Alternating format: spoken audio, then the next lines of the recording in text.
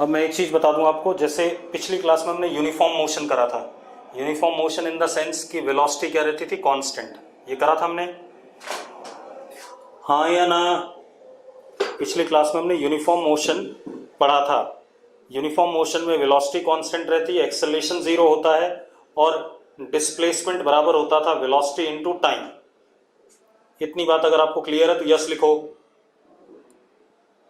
मैं जितना पूछ रहा हूं उतने का जवाब दो, मैंने पढ़ लिया आपके चैट्स, ठीक है। अब रहा लास्ट क्वेश्चन।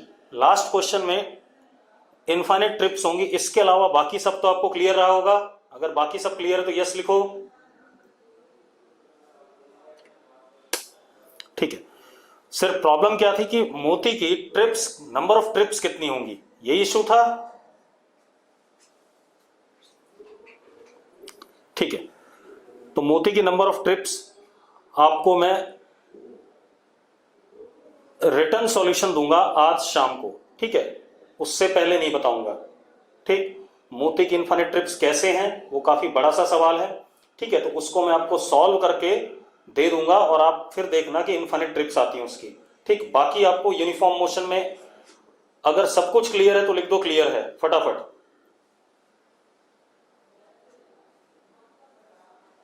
ठीक है, बस अब आगे बढ़ रहे हैं।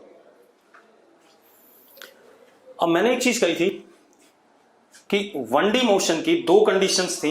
एक तो कि मोशन यूनिफॉर्म होना चाहिए, पहली कंडीशन ये थी। दूसरा, बेटा यूनिफॉर्म मोशन पे और क्वेश्चंस नहीं है, मैंने आपको डीपीपी दी थी, that was completely on uniform motion, ठीक है। इतनी बात तो, और क्वेश्चंस यूनिफॉर्म मोशन पे नहीं आते हैं, जितने आने थे वो मैंने आपको बता दिए। मुझे बेटा रीजन मत बताओ, मैंने कहा आपको शाम को सॉल्यूशन मिल जाएगा, मैं आगे पढ़ा रहा हूं, उसको पढ़ो पहले। मैंने क्या कहा था, फॉर 1D मोशन, मैं पढ़ाना शुरू करता हूं वरना तुम लोग सुनोगे नहीं। फॉर 1 डायमेंशनल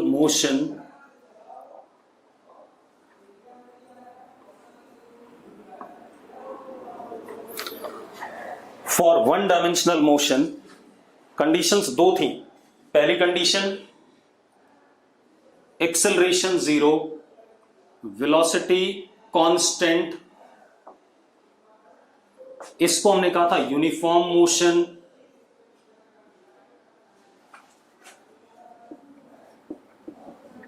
और इसके बारे में हमने पढ़ लिया पिछली क्लास में। इसमें S displacement is equal to velocity into time, ये आया था कि नहीं आया था? अरे याद है या नहीं? ठीक है। दूसरी कंडीशन हमारे पास क्या है फॉर 1 डायमेंशन मोशन? दूसरी कंडीशन थी एक्सेलरेशन इज पैरेलल और anti parallel to v vector throughout the motion. Acceleration is parallel और anti parallel throughout the motion, लिखाया था कि नहीं लिखाया था? ठीक है, ये हमारी दूसरी कंडीशन थी। अब तो हमने एक यूनिफॉर्म मोशन तो पढ़ लिया, अब हम दूसरे टाइप के मोशन की बात करते हैं जिसमें एक्सेलरेशन या तो पैरेलल होगा या एंटी पैरेलल होगा थ्रू आउट द मोशन, जिस वजह से मोशन क्या होगा, 1D होगा या रेक्टिलिनियर होगा, ठीक है, या स्ट्रेट लाइन होगा, ठीक। अब non uniform motion, non uniform motion में क्या होता है? नॉन यूनिफॉर्म मोशन, पहले तो नॉन यूनिफॉर्म मोशन की बात करें। नॉन यूनिफॉर्म मोशन में एक्सेलरेशन पार्टिकल का not equal to zero, particle के ऊपर एक्सेलरेशन लगेगा, होगा, यस और नो? ठीक है। एक्सेलरेशन जब लगेगा बेटा तो देखो यहां पर अब velocity of particle changes with time, समय के साथ वेलोसिटी पार्टिकल का क्या करेगा, चेंज करेगा। मानते हो या नहीं मानते हो? ठीक है। अब क्योंकि हमें 1D मोशन पढ़ना है, नॉन यूनिफॉर्म का भी एक पार्ट पढ़ना है, कौन सा पढ़ना है? 1D पढ़ना है। ठीक है, इतनी बात। तो उसके लिए होना क्या चाहिए? फॉर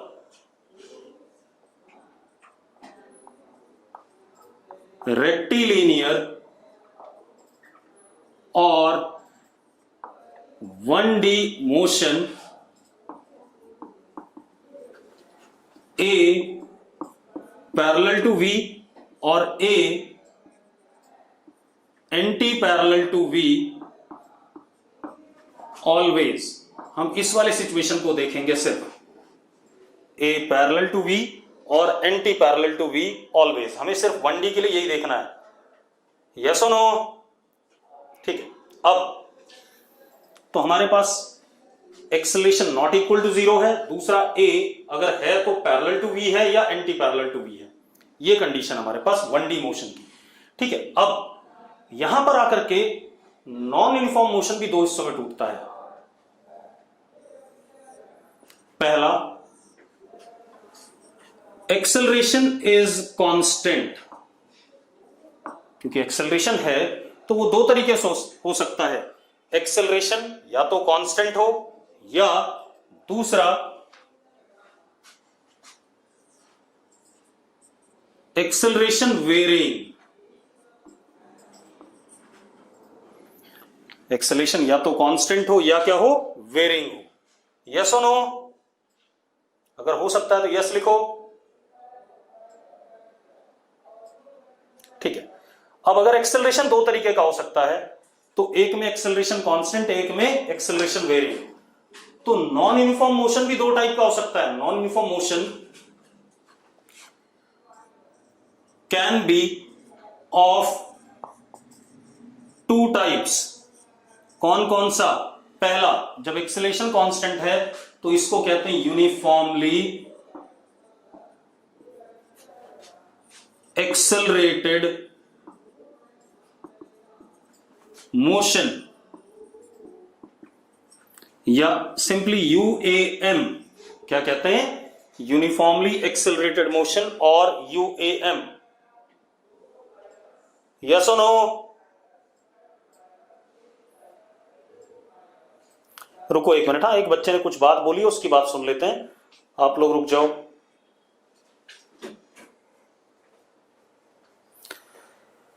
शगुन जिंदल बोल रही है कि सर आपने तो कहा था कि 1D मोशन में एक्सेलरेशन 0 होता है। बेटा मैंने सिर्फ कहा था कि ये एक कंडीशन है। मैंने दो कंडीशन बताई थी। एक बताया था एक्सेलरेशन 0 और एक बताया था कि एक्सेलरेशन पैरेलल या एंटी पैरेलल टू वेलोसिटी होगा थ्रू आउट द मोशन, तो 1D मोशन होगा। क्लियर है? और यही बात मैंने आज शुरू में भी यही बात बोली है, स्टार्ट भी ऐसे किया। मैंने कहा एक कंडीशन हम पढ़ चुके हैं, यूनिफॉर्म मोशन जिसमें एक्सेलरेशन 0 होता है। दूसरा कंडीशन 1D मोशन का होता है एक्सेलरेशन पैरेलल या anti parallel to velocity throughout the motion always. लिखा हुआ है बोर्ड पे। ठीक है, इतनी बात। अब फिर मैंने कहा अगर एक्सेलरेशन है तो वो दो टाइप से हो सकता है, एक एक्सेलरेशन कांस्टेंट और एक एक्सेलरेशन वेरिंग। तो जब एक्सेलरेशन कांस्टेंट होता है तो उस मोशन को हम कहते हैं यूनिफॉर्मली एक्सेलरेटेड मोशन, यूएएम। और जब एक्सेलरेशन वेरिंग होता है तो उसको कहते हैं हम नॉन यूनिफॉर्मली एक्सेलरेटेड मोशन और NUAM। क्या कहते हैं? NUAM। अब हमारे पास ये दो मोशन हो गए। अब एक एक करके इनको पढ़ेंगे। क्लियर है? ठीक है, बस लिखो नहीं। अब मैंने आपको एक चीज और बता रखी थी, साइन कन्वेंशन बता दिया था कि नहीं बता दिया था? याद करो, साइन कन्वेंशन बताया हुआ कि नहीं बताया हुआ? मैंने कहा था 1D मोशन में हम वेक्टर को ना यूज करके साइन कन्वेंशन यूज कर लेंगे, प्लस और माइनस साइन। ठीक है, चलो रुक जाओ, लिखो नहीं कुछ। अब देखो बेटा, स्टार्ट करते हैं। तो हम पहले पढ़ेंगे यूनिफॉर्मली एक्सेलरेटेड मोशन। और कैसा? 1D वाला यूनिफॉर्मली एक्सेलरेटेड। 1D वाला मतलब कि एक्सेलरेशन या तो वेलोसिटी के हमेशा पैरेलल होगा या एंटी पैरेलल होगा ड्यूरिंग द मोशन। अब सुनो भाई, ये पढ़ना हमें, ठीक है? इतनी बात मैंने साइन कन्वेंशन बताया, मैं एक बार और लिख दूं, ठीक है? क्या कन्वेंशन है?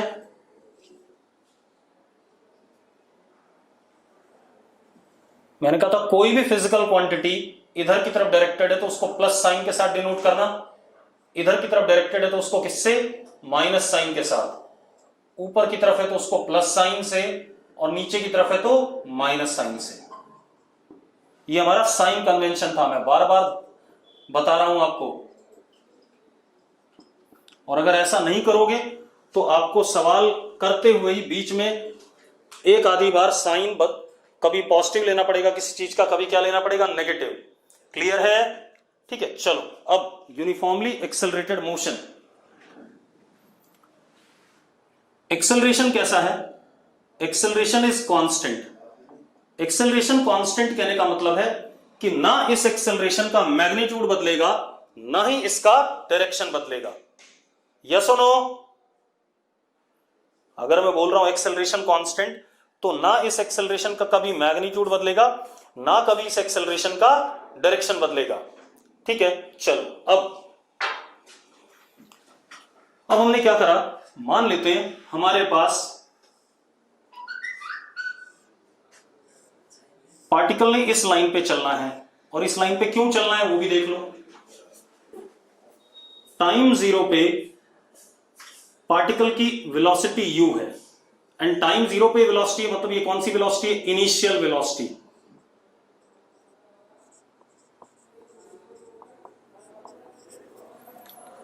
टाइम जीरो पे पार्टिकल की वेलोसिटी u है, ठीक है? इतनी बात, उसको हम क्या कहेंगे? Initial velocity. कोई इशू है इसमें? दे रखा है बेटा ये हमें, ठीक है? इतनी बात, मैंने गिवन कंडीशंस हैं। अब दूसरी चीज, टाइम जीरो पे ही हमें एक्सेलरेशन दे दिया a आगे की तरफ सेम डायरेक्शन में, और एक्सेलरेशन कैसा है बेटा? कांस्टेंट है। कैसा है? कांस्टेंट है, मतलब इसका डायरेक्शन हमेशा आगे की तरफ है और मैग्नीट्यूड इसका चेंज नहीं करेगा। यस और नो? ठीक है, अब हमारे पास करने के लिए क्या है? हमारे पास करने के लिए है, हमें क्या बताना है? जब ये पार्टिकल मोशन करेगा तो इस पार्टिकल का किसी भी समय पे हमें वेलोसिटी बतानी है, और किसी भी समय पर इसका क्या बताना है? डिस्प्लेसमेंट बताना है। क्लियर? ठीक है, तो हमें इस पार्टिकल का मोशन पढ़ना है। मोशन पढ़ने का मतलब मैं ये जानना चाहूंगा कि मान लो 10 सेकंड बाद मुझसे पूछा गया इसकी वेलोसिटी बता दो, तो वो वेलोसिटी बताऊंगा। 10 सेकंड बाद मुझसे पूछा गया इसका डिस्प्लेसमेंट बता दो, तो वो डिस्प्लेसमेंट बताऊंगा। अब एक चीज देखो, according to sign convention u positive x की तरफ है तो इसको पॉजिटिव लिया हुआ है, a भी पॉजिटिव x की तरफ है तो इसको भी क्या लिया हुआ है? पॉजिटिव लिया हुआ है। क्लियर है? क्लियर है तो यस लिखो फटाफट। चलो बहुत बढ़िया। अब हमारा पर्पस क्या है? हमारा पर्पस है किसी भी समय पे, टाइम t पे, मुझे इस पार्टिकल की क्या बतानी है? वेलोसिटी बतानी है, v बताना है, as well as time t में ये इनिशियल पोजीशन है और ये टाइम t पे फाइनल पोजीशन है, ये डिस्प्लेसमेंट बताना है s।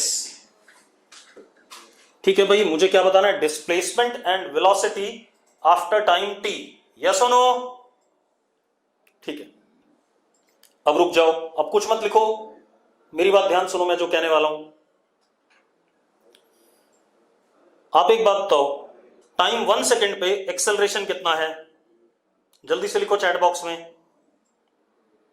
टाइम 2 सेकंड पे कितना है? जल्दी से लिखो चैट बॉक्स में। टाइम 3 सेकंड पे कितना है? बस बस बस लिख दिया आपने, बस रुक जाओ। एक बच्चे ने 0 लिखा है एक्सेलरेशन। गलत है भाई, जब मैं कह रहा हूं एक्सेलरेशन कांस्टेंट है, ना इस, मैं 4 बार बोल चुका हूं, ना इस एक्सेलरेशन का क्या बदलेगा? मैग्नीट्यूड, ना इस एक्सेलरेशन का क्या बदलेगा? डायरेक्शन। तो एक्सेलरेशन हर समय पे a है या नहीं है? At every time. ठीक है, तो एक्सेलरेशन की वैल्यू हर इंस्टेंट पे स्मॉल ए ही है, ठीक है इतनी बात। तो अब हम क्या कह सकते हैं, एट एवरी इंस्टेंट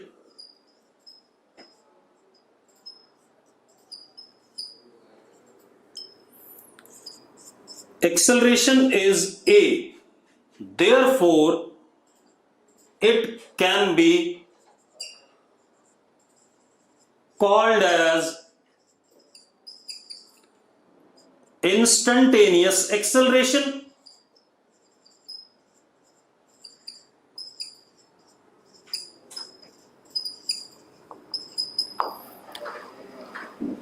अगर यस है तो यस लिखो फटाफट, ठीक है।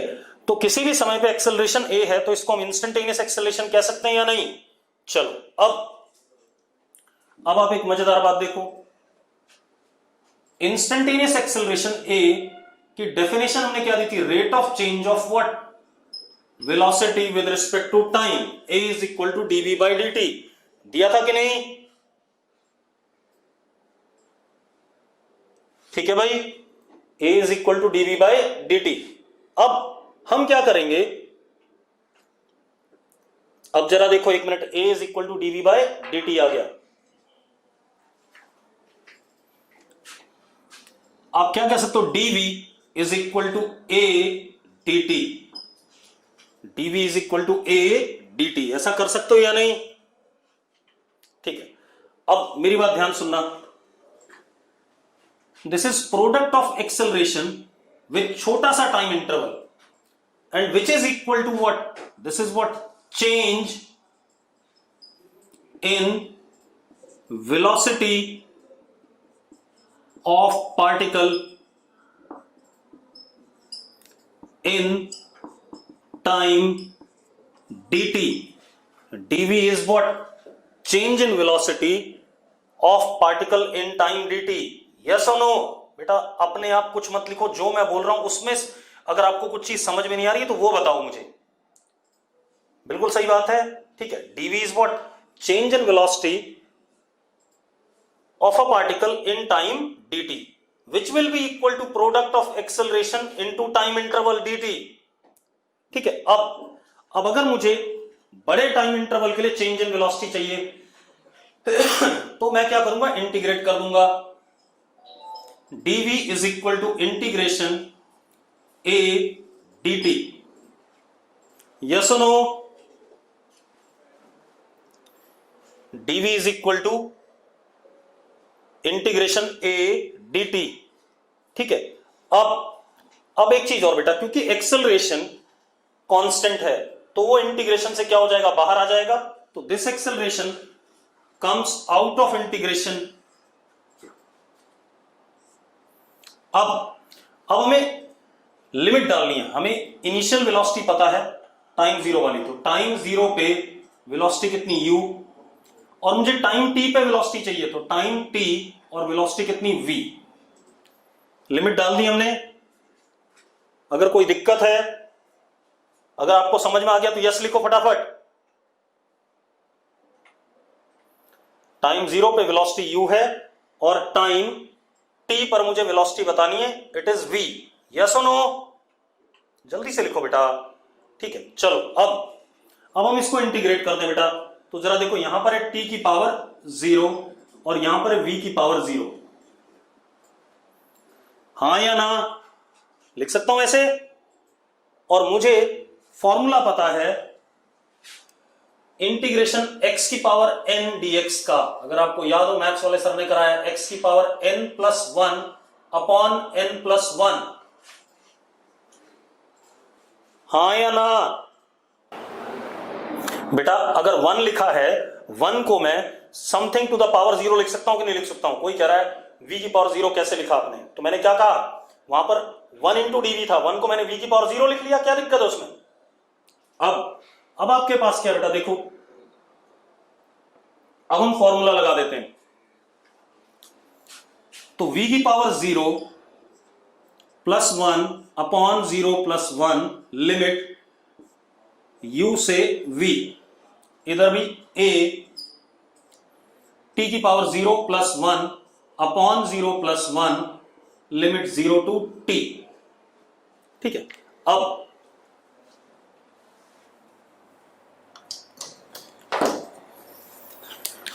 आप देखो बेटा क्या हो जाएगा, ये v लिमिट u से v is equal to a और यहां t 0 से t।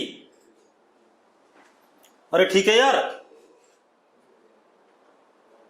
ठीक है। अब हम एक बार अपर लिमिट डालेंगे, उसके बाद लोअर लिमिट डालेंगे और दोनों को सब्ट्रैक्ट करेंगे, तो देखो क्या आ गया हमारे पास, v minus u is equal to a t minus 0।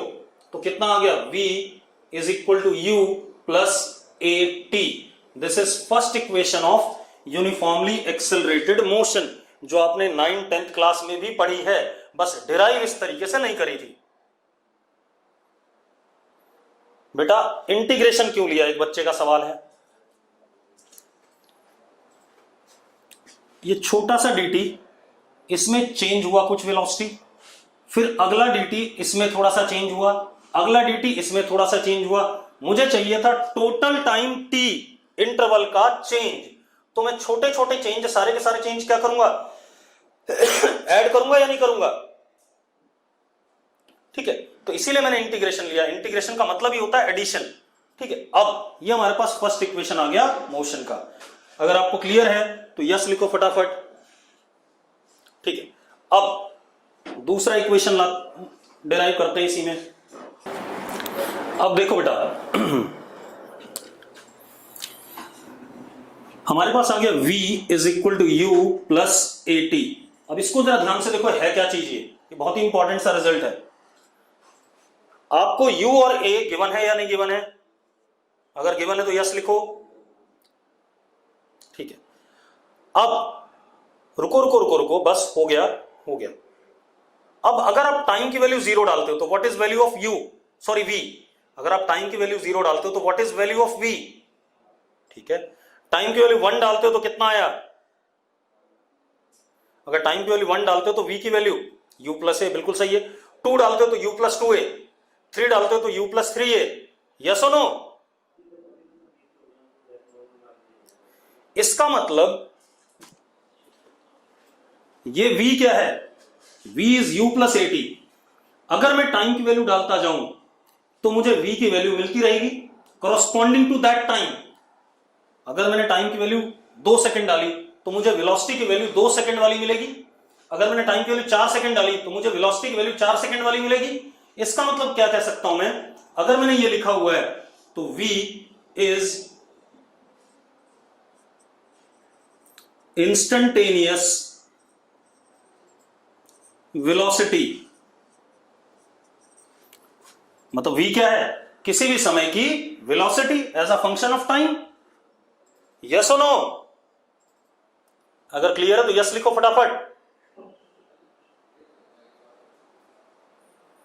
बेटा v कांस्टेंट नहीं है, v टाइम पे डिपेंड कर रहा है।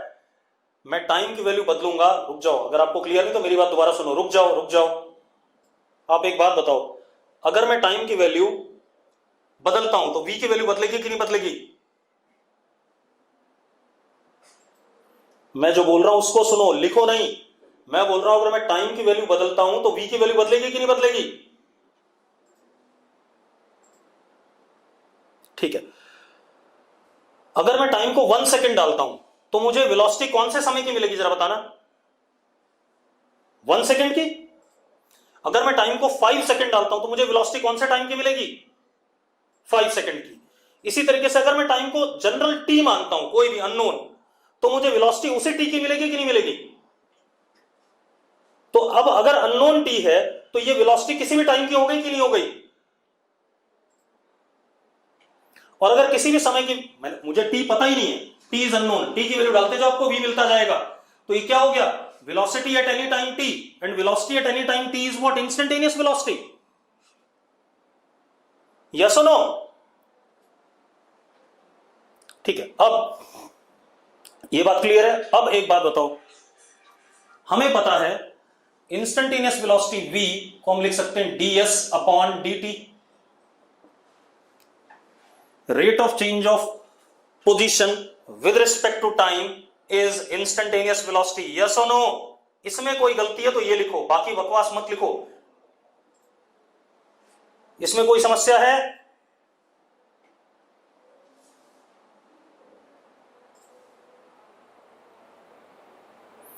बेटा जो आपने पढ़ा है ना फाइनल वेलोसिटी होती है, वो सब बकवास बातें हैं। फाइनल वेलोसिटी अगर आपको टाइम पता है तब बताया जाएगा कि वो फाइनल वेलोसिटी होती है। मैंने क्या कहा, अगर मैं टी लिख रहा हूं, टी इज एनी टाइम जो आपको गिवन नहीं है, तो आपको वेलोसिटी उस समय की मिल रही है। बेटा हम टर्न नहीं ले रहे हैं, ठीक है? टर्न ले रहे होते तो 1D मोशन नहीं होता, रेक्टिलिनियर नहीं होता। किसी बच्चे को क्या है, टर्न ले रहे हैं। भाई अभी टर्न लेने वाले सवाल हम नहीं कर रहे हैं, हम क्या पढ़ रहे हैं?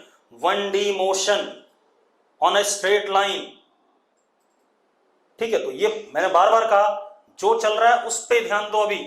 अब velocity, this is instantaneous velocity. Instantaneous velocity is defined as rate of change of position with respect to time. ये डेफिनेशन दी थी कि नहीं दी थी?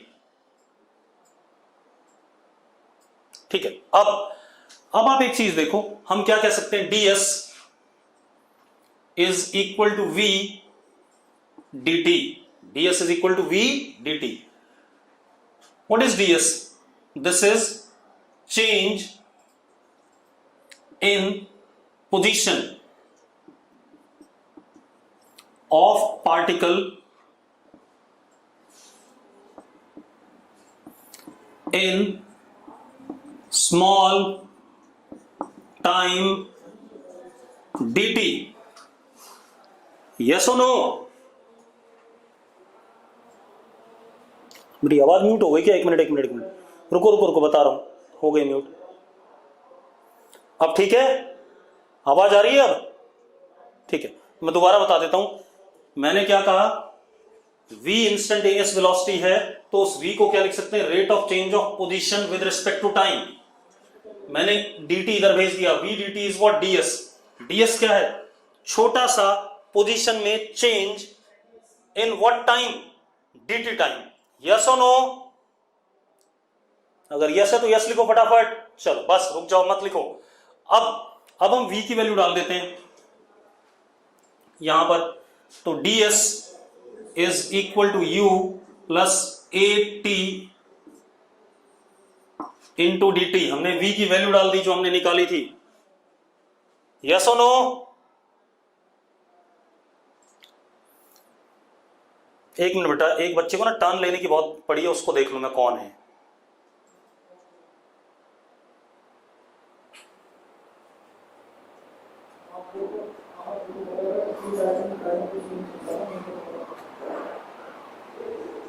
अंश शर्मा। मैं 2 बार बोल चुका हूं बेटा कि अभी हम रेक्टिलिनियर मोशन पढ़ रहे हैं, 1D मोशन पढ़ रहे हैं, तो बार बार टर्न लेने वाली बात मत किया करो बीच में।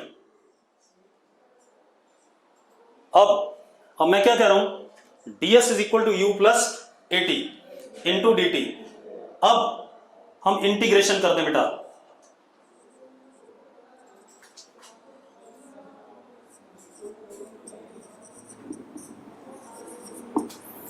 ये आ गया। अब जरा देखो, लिमिट डाल देते हैं। टाइम 0 पे s is what, 0 initially. This is what, 0 initial, हमने 0 मान लिया, ठीक है? इतनी बात। टाइम t पर कितना चल गया, s चल गया, यहां से यहां तक का क्या है, s है, वही निकालना है हमें। यस और नो? ठीक है। अब रुक जाओ,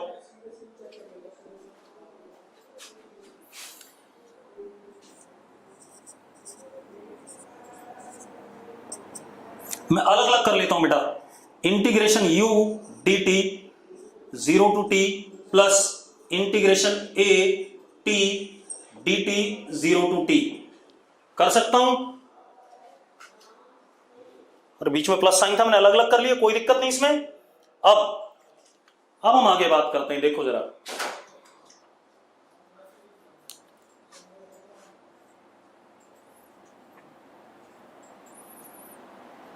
बेटा u हमें नोन है, कांस्टेंट हमें पता है u, तो u इंटीग्रेशन से बाहर आ जाएगा। तो u integration dt 0 to t plus a भी हमें कांस्टेंट पता है, वो भी इंटीग्रेशन से क्या आ जाएगा, बाहर आ जाएगा। Integration t dt 0 to t. अगर यहां तक क्लियर है तो यस लिखो फटाफट। जो जो कांस्टेंट था वो बाहर आ गया। ठीक है, अब हम इंटीग्रेट कर देते हैं बेटा। यहां पर है s की पावर 0, यहां पर है t की पावर 0 और यहां पर है t की पावर 1। यस और नो? ठीक है, अब इंटीग्रेट कर लो बेटा। यह आएगा s की पावर 0 प्लस 1 अपॉन 0 प्लस 1। अब देखो मैं अभी तो इंटीग्रेट पूरा कर रहा हूं, हर स्टेप लिख रहा हूं, थोड़ी देर बाद मैं स्टेप्स लिखना कम कर दूंगा। क्लियर है? ठीक है, तो 0 प्लस 1 s की पावर 0 प्लस 1 अपॉन 0 प्लस 1, 0 से s u t की power 0 plus 1 upon 0 plus 1, 0 to t plus a t की power 1 plus 1 upon 1 plus 1, 0 to t। अगर आपको क्लियर है तो यस लिखो फटाफट यूजिंग फॉर्मूला। यस और नो? ठीक है, अब ये हो गया s लिमिट 0 टू s, ये हो गया u t limit 0 to t, ये हो गया plus a t square by 2 limit 0 to t। Yes और नो? बहुत बढ़िया। अब हम वैल्यूज डाल देते हैं बेटा, अपर लिमिट और फिर लोअर लिमिट, और एक दूसरे को क्या कर देंगे, सबट्रैक्ट। ठीक है, तो जरा देखो, s minus 0 is equal to u t minus 0 plus a t square by 2 minus 0 square by 2, तो दैट इज व्हाट, 0। ये स्टेप क्लियर है? क्लियर है तो यस लिखो। ठीक है, अब देखो क्या आ गया, s is equal to u t plus half a t square, second equation of motion. Yes और नो? तो हमारे पास दो इक्वेशन आ गई मोशन की। 9th 10th में आपने करा हुआ है दोनों इक्वेशंस, लेकिन डिराइव नहीं करा था ऐसे। क्लियर है? अब थर्ड भी करा रहा हूं बेटा, क्यों परेशान हो रहे हो? मैं थर्ड नहीं, 3 नहीं, मैं 5 कराऊंगा, परेशान ना हो। 6 भी कराऊंगा, ठीक? तो उसके लिए चिंता ना करो। जो भी मैं पढ़ा रहा हूं this would all become oral, मतलब ये सारे क्वेश्चंस ओरली हो जाएंगे आपके। कोई भी क्वेश्चन आपका क्या कहते हैं, ओरल, सारे क्वेश्चन आप ओरली कर लोगे 1D के, आपको ज्यादा मैथ्स लगाने की जरूरत नहीं पड़ेगी, चिंता ना करो। चलो अब आगे देखो, तो दो इक्वेशन हो गए हमारे पास। देखो, this was first equation, second equation is s is equal to ut plus half at square, this is second equation. ठीक है, अब ये सेकेंड इक्वेशन क्या बताता है? देखो, पहले जब भी आप इक्वेशन डिराइव कर रहे हो तो आप ये देखो कि वो बता क्या रहा है। अब सेकेंड इक्वेशन में क्या है, आप t की वैल्यू डालते जाओ भाई, u और a तो आपको पता है, आप टाइम की वैल्यू डालते जाओ, आपको उस टाइम के कॉरस्पॉन्डिंग पार्टिकल का क्या मिलेगा, डिस्प्लेसमेंट मिलेगा। यस और नो? अगर आप टाइम की वैल्यू 0 डालो, से आपने टाइम की वैल्यू 0 डाली तो s क्या आ रहा है, 0 आ रहा है कि नहीं आ रहा है? टाइम की वैल्यू 1 डालो तो s is u plus a by 2, time की वैल्यू 2 डालो, आता रहेगा कि नहीं आता रहेगा ऐसे ही? तो आपको किसी भी समय पे क्या मिल रहा है, डिस्प्लेसमेंट मिल रहा है। आप तो ये हो गया इंस्टेंटेनियस डिस्प्लेसमेंट, बिल्कुल सही बात है। अब हम थर्ड इक्वेशन पे आ जाए। हम दोबारा से देखते हैं बेटा, हमें पता है dv upon dt, rate of change of velocity with respect to time, is what, acceleration. पता है कि नहीं पता है? ठीक है, इतनी बात। चलो अब थर्ड इक्वेशन के लिए हम क्या करने वाले हैं, देखो मैंने क्या करा, देखो एक मिनट,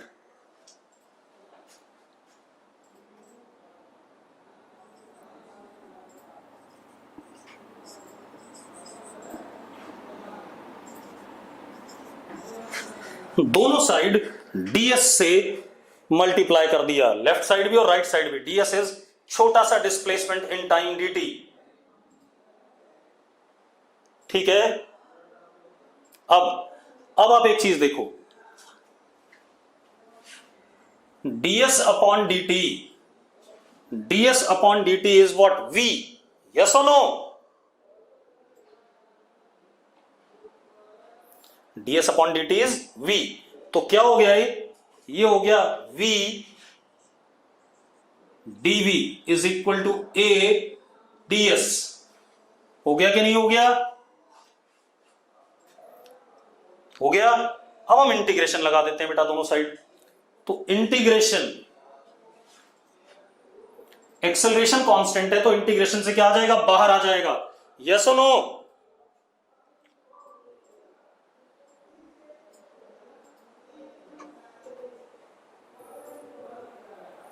ठीक है, अब जरा देखो एक मिनट। अब आप देखो, जब s 0 है, इनिशियली s 0 है तो व्हाट इज वेलोसिटी? u, हां या ना? और जब s है, जब यहां पहुंचे s, तो वेलोसिटी इज व्हाट? v। अरे ठीक है, लिमिट सही लगी है। जब s 0 है तो वेलोसिटी u था, और जब s हुआ तो वेलोसिटी क्या है? v है, यस? ठीक है। अब आप देखो, यहां पर है v की पावर 1 और यहां पर है s की पावर 0 ds। ऐसा ही है या नहीं? लिख सकते हैं? एक बच्चे ने पूछा है ds बाई dt v कैसे हुआ। बेटा एक काम करना कीर्ति, जरा डेफिनेशन लिखना जरा वेलोसिटी की। क्या डिफाइन किया था हमने वेलोसिटी को?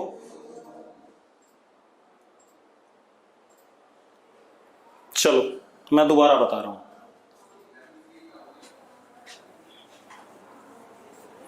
बेटा कई बार आपको, जब आप 9th 10th में मैथ्स की इक्वेशन सॉल्व करते थे तो आपको कुछ मल्टीप्लाई डिवाइड करना पड़ता था कि नहीं करना पड़ता था? पहले बताओ। ठीक है, तो वही मैं भी कर रहा हूं। मेरे पास acceleration is dv by dt, सबको पता है। ठीक है, इतनी बात। एक्सेलरेशन dv बाई dt है। अब मैंने क्या करा, क्योंकि मुझे थर्ड इक्वेशन लानी है, ठीक है, तो मैंने क्या करा, दोनों साइड छोटे से डिस्प्लेसमेंट से या चेंज इन पोजीशन से मल्टीप्लाई कर दिया। मैंने कुछ गलत करा इसमें, पहले बता दो मुझे। कोई चीज आपको गलत लग रही हो इसमें? नहीं, है ना? ठीक है। अब आपको मैंने एक चीज पढ़ाई हुई है कि velocity is defined as rate of change of position with respect to time. ये आपने पढ़ा है कि नहीं पढ़ा है? तो भैया मैं ds अपॉन dt को v लिख दूंगा, क्या समस्या है इसमें? एक मिनट बेटा, किसी ने कुछ लिखा है, मैं उसकी बात भी कर लें।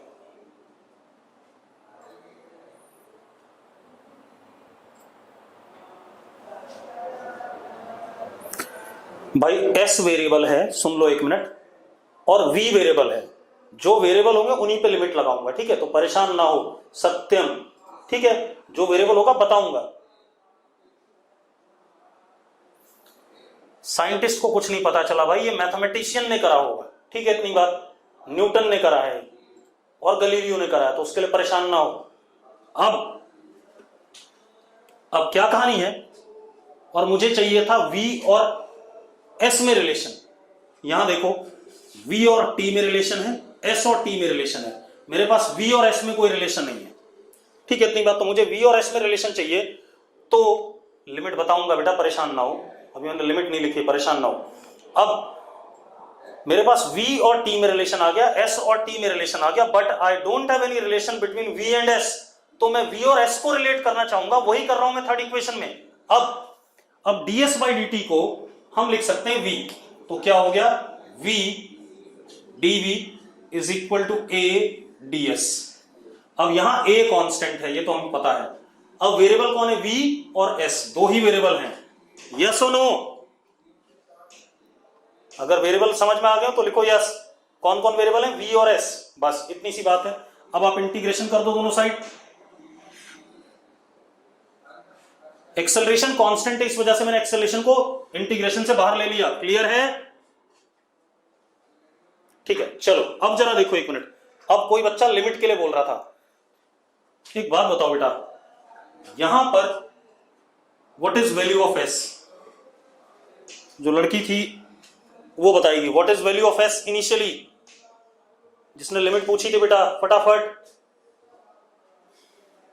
0। ठीक है, बिल्कुल सही। अब तो value of s is what 0, लेकिन what is value of v at this instant initially, what is value of velocity लिखो बेटा। s0 पर वेलोसिटी की वैल्यू कितनी है, जल्दी लिखो। u, बिल्कुल सही तेजस। ठीक है, तो लिख दो भाई। और यहां पर डिस्प्लेसमेंट कितना है, s है, तो s is displacement and velocity is what v। ये लिमिट आ गई हमारे पास। अब कुछ नहीं बचा बेटा, यहां v की पावर 1, तो इंटीग्रेशन आ गया v²/2। लिमिट मैंने कहा था बार बार मैं फॉर्मूले नहीं बताऊंगा, लिमिट u से v is equal to a, और यहां पर क्या आ गया जरा देखो, s की पावर 0 ds है, तो s की पावर 0 का क्या आता था इंटीग्रेशन, s आता था, लिमिट 0 से s।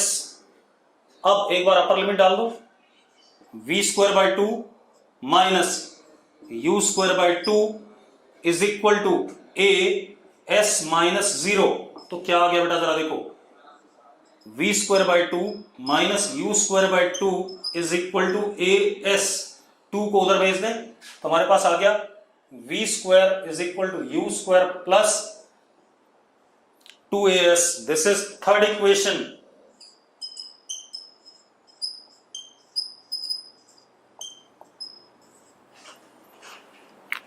बात समझ में आ गई तो यस लिखो फटाफट।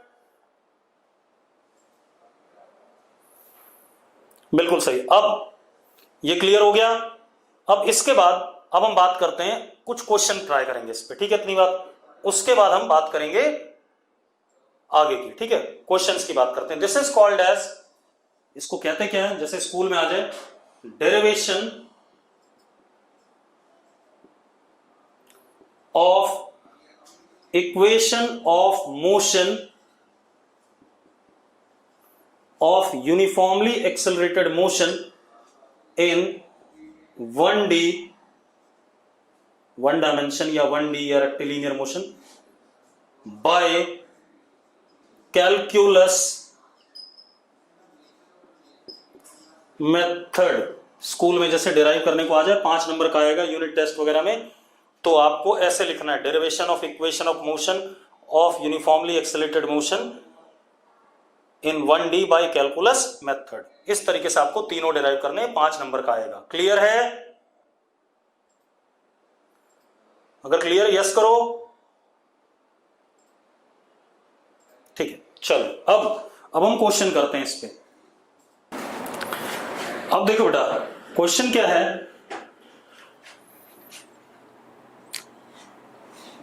अब चलो पहले एक चीज और, motion under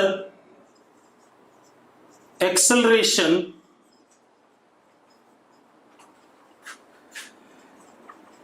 due to gravity।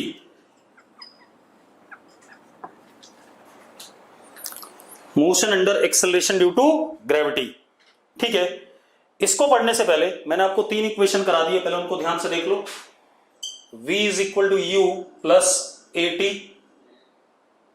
s is equal to ut plus half at², v² is equal to u² plus 2as। 3 equation ही करा चुका हूं, और भी इक्वेशंस हो सकती हैं, वो निकाल लेते हैं पहले। ठीक है, रुको। यहां पर हमारे पास पहला इक्वेशन क्या रिलेशन है, v और t में रिलेशन है, दूसरा s और t में रिलेशन है, तीसरा v और s में रिलेशन है।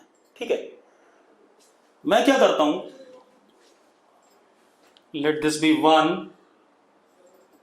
2 and 3 from 1 u is equal to v minus at। लिख सकता हूं कि नहीं? अगर लिख सकता हूं तो यस बोलो। ठीक है, पुट दिस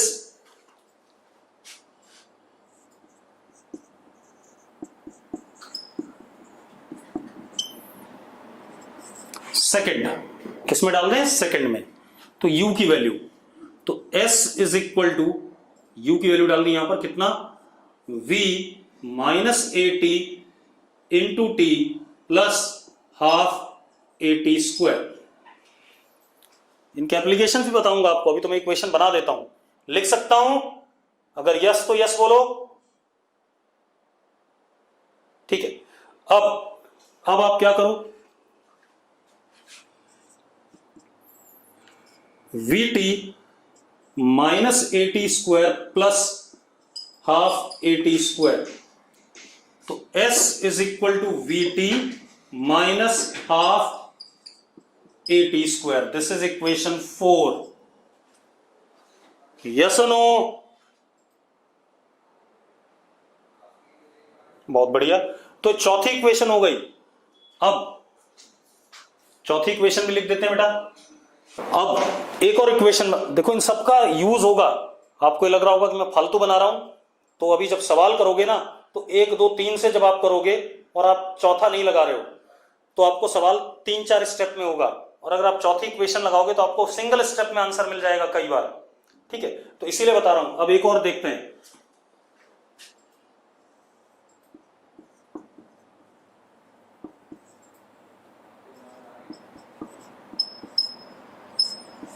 मैं लिख सकता हूं ऐसा, from 1 a is equal to v minus u by t, लिख सकता हूं, ठीक है। Put it in 2,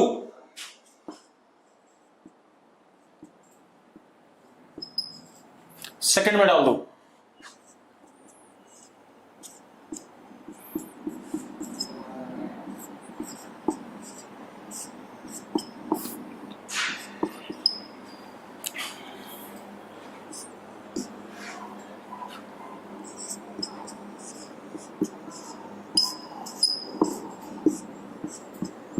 This is 5th equation. Yes or no? अरे क्लियर है? ये क्या आ गया? 5th इक्वेशन आ गया। मैंने क्या करा, a की value v minus you upon T second में डाल दी, मुझे 5th इक्वेशन मिल गया। चलो अब जरा मजेदार बात देखो, तो मेरे पास 5 इक्वेशन हो गया।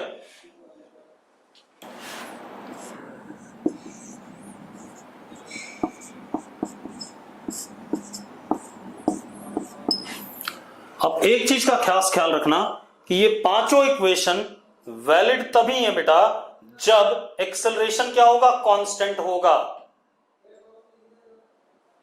अरे यस और नो? ठीक है, ये तब वैलिड है इक्वेशंस जब एक्सेलरेशन क्या होगा, कांस्टेंट होगा।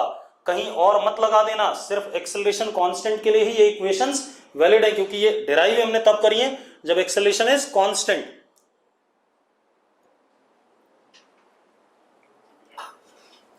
अब हम आ जाते हैं acceleration due to motion under acceleration due to gravity. सबसे पहले देखो, acceleration due to gravity downward होता है बेटा।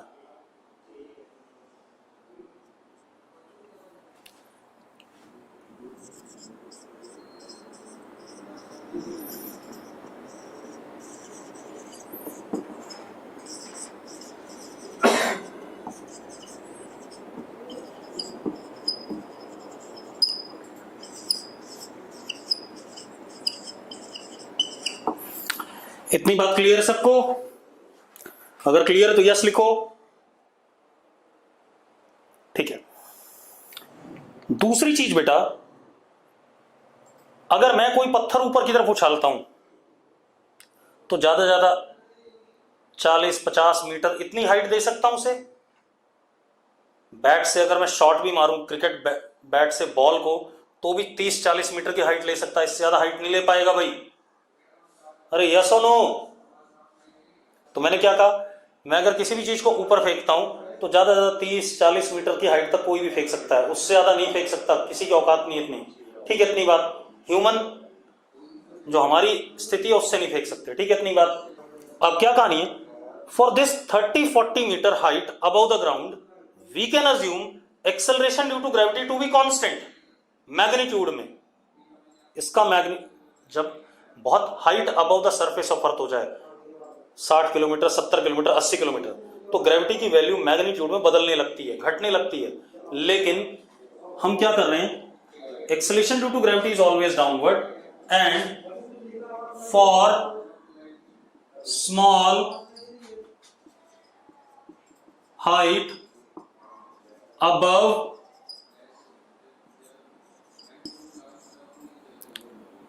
surface of earth,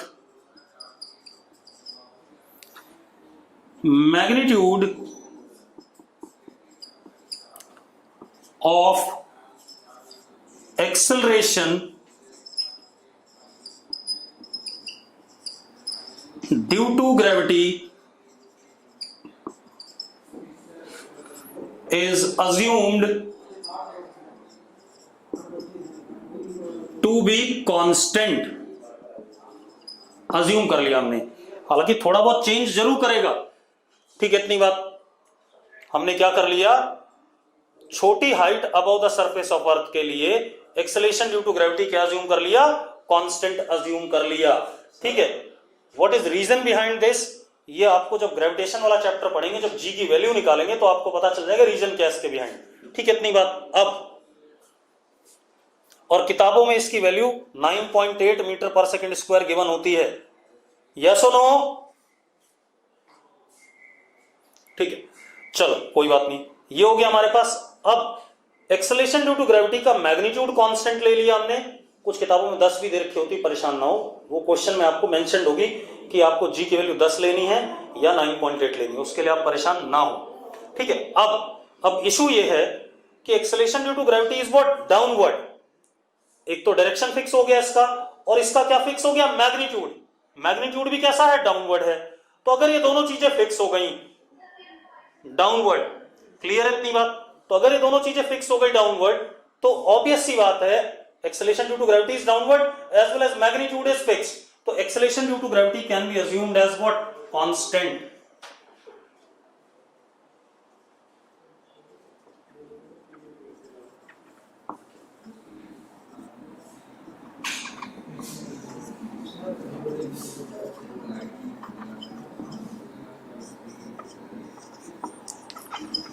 Therefore, motion under gravity in such conditions is uniformly accelerated motion।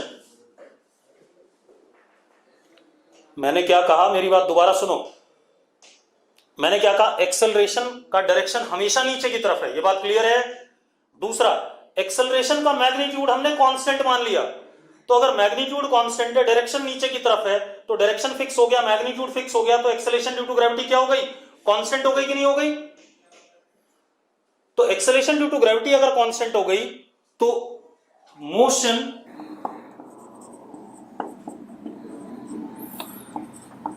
Under gravity is uniformly accelerated motion, क्योंकि acceleration क्या हो गया, कांस्टेंट हो गया, क्योंकि एक्सेलरेशन क्या हो गया। सुनो भाई, मैं क्या कह रहा हूं, क्योंकि एक्सेलरेशन कांस्टेंट हो चुका है, इस वजह से motion under gravity can be considered as what, uniformly accelerated motion. अब इतनी बात हो गई आपको, ठीक है। अब इस पे हम यूएएम पे सवाल अगली क्लास में करेंगे, ठीक है। इतनी बात, और बहुत सारे क्वेश्चन करेंगे, ठीक है। अब मैं लेक्चर छोड़ रहा हूं, आपको रिकॉर्डिंग इसकी रात को मिल जाएगी, और इसकी डीपीपी कल मिलेगी, और जो पिछले डीपीपी थी उसका सॉल्यूशन आपको मिल जाएगा, परेशान ना हो, ठीक है।